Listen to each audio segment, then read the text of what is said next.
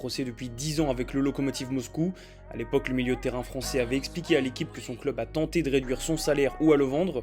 Résultat, là s'est senti libre de tout contrat et était prêt à s'engager dans un nouveau club, sauf que le Lokomotiv Moscou réclamait 10 millions d'euros, ce qui évidemment a freiné les autres équipes. Finalement, cette affaire a fini devant la FIFA. Diarra a été condamné en 2016 à 10 millions d'euros d'amende et 15 mois de suspension, ce qu'il a directement contesté.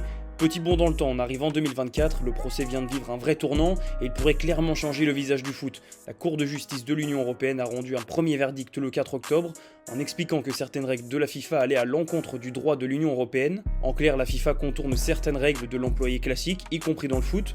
On pourrait être concis sur le sujet, si ce procès va au bout comme la Sana Diarra l'espère, certains joueurs pourraient rompre leur contrat unilatéralement, c'est-à-dire sans avoir l'accord du club ou sans passer par un transfert. Donc c'est pour cette raison qu'on n'aurait plus forcément de mercato comme on le connaît aujourd'hui, et les indemnités pourraient directement tomber dans les poches des joueurs et des agents plutôt que celles des clubs.